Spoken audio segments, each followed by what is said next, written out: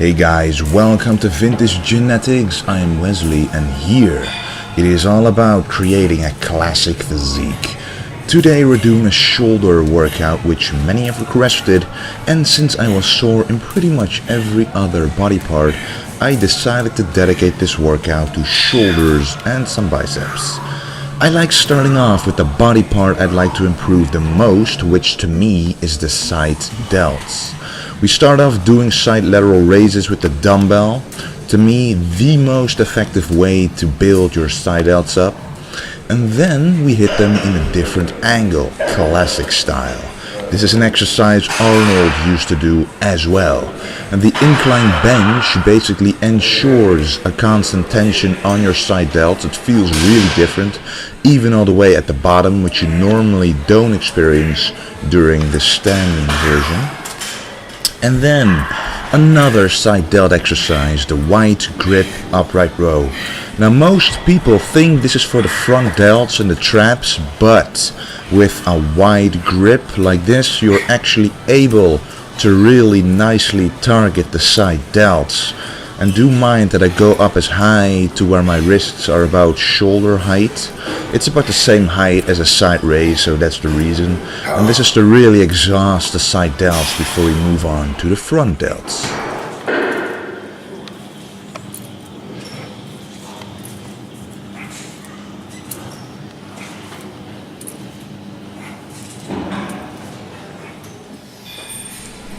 I like to pre-exhaust my front delts with an isolation exercise like this one, the front raises. I like the dumbbell version because it allows you to move your arm independently, and I like to move it inside a little. And I feel the squeeze that much better this way, so aim to have the dumbbell move towards the center position of your body, and to me I can really feel a much better squeeze this way. This also is a classic exercise done by a lot of bodybuilders over the years, and this to me is the best way to pump up your front delts.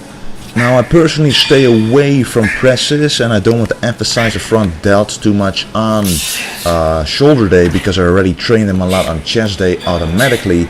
So I like to superset this exercise with another type of upright row. This time gripping the bar closer together, and it's hard to see, but I'm actually keeping the bar a couple of inches away from my body, which puts that much more stress on the front delts and prevents your traps from doing most of the work. Now the reason I don't like doing presses too much is personal to me, because my front delts tend to overpower my rear delts and create an imbalance, and imbalances cause injuries. But if your shoulders are just fine and you love presses, I would still focus first on the weak points of your shoulders. So if the front clearly overpowers your side and rear, save the presses for later on in the workout and you'll reap a lot more benefit from it. And now we move on to the rear delts. I like doing this cable.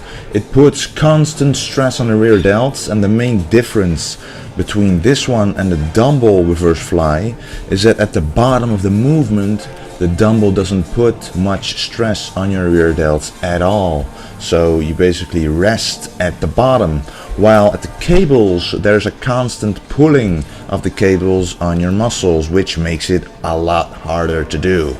And I like to use the lightest weight possible here and just pump out the reps. I don't like going under 12 reps. I actually prefer to stay at least at 15 or 20 reps, because a small muscle group like the rear delts really just needs a lot of blood flow, needs a pump, rather than a heavy weight. Basically, I'm using the same principle during this exercise. This is a face pull exercise on a machine, and I wanted to show you this full set so you can see that I really am doing quite a lot of reps. I did 5 full sets of this to make those rear delts burn, pump up, and just to exhaust them. And I've noticed a lot of gains this way. If you go too heavy, your traps or even your arms take over, and that takes away the whole idea behind this exercise. And you can see that I'm consciously contracting and squeezing the rear deltoid muscles in order to make them do most of the work. Also imagine not just pulling backwards but also pulling upwards a little, especially when it's not possible to literally pull to your face, and this makes it a bit easier to contract those rear delt muscles.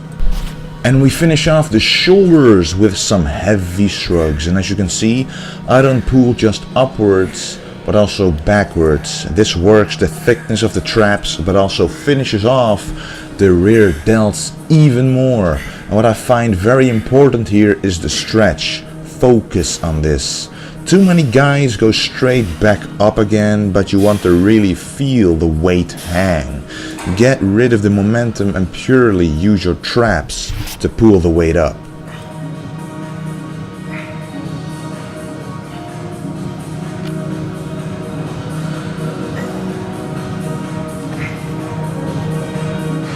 The shoulder day was actually on a day where we usually do back, so I decided to include biceps into this workout. They can never get too big, right? So I focused a lot on the peak during the following exercises. And the first exercise is one of my favorite, especially the squeeze on this one is really unique. I use a preacher bench, but I use it in the opposite way so I can really let the weight hang pretty much straight down.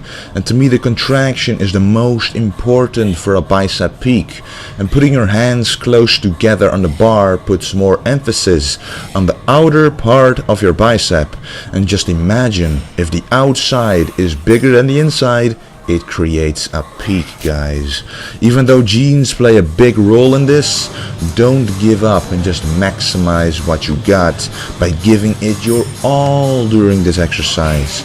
You have no idea of your potential, just like I didn't, but it will show if you consistently put the work in. Trust me, guys. Anyway, next up is another preacher exercise, but this time with a dumbbell. Now you can really focus on the turning of the wrists, which allows you to contract the biceps even harder. And as your mind-muscle connection improves, you can feel minute details in your muscles. For example, I really can feel the outside contract more than the inside, even though my entire bicep is flexing, of course, but I can feel the stress on that part of the bicep just a bit more. Shifting the angle a bit, the position and the weight, and you can find out exactly what works best for you, as I did. So heavy weights don't work for me, light weights a lot of reps. Though it is a fact at the end of the day that when you turn your wrist like that and do it under that angle, you put a lot of stress on the bicep to create a better peak. So just give it a go. And now we have arrived at the final exercise, the concentration curl. I decided to change it up and do this one seated. It is a classic exercise and you do have to use a lighter weight compared to the standing version, but to me I can feel the contraction better, so switching it up is good for me. And always remind yourself that you have to stretch out the muscle as much as you contract it. The better the stretch, the stronger the contraction, as Arnold used to say. And that was the end of the workout, guys. The next video will probably be food related, but we will see. Anyway, there's so much more content coming to you for sure. And let's spread the golden era message. Let's bring back these classic physiques for which I'm trying my very best for. I'm about 70 days out from my show, the Dutch Nationals, and I intend to show a unique classic package this year. And anyway, guys, thanks a lot for watching and remember to stay golden.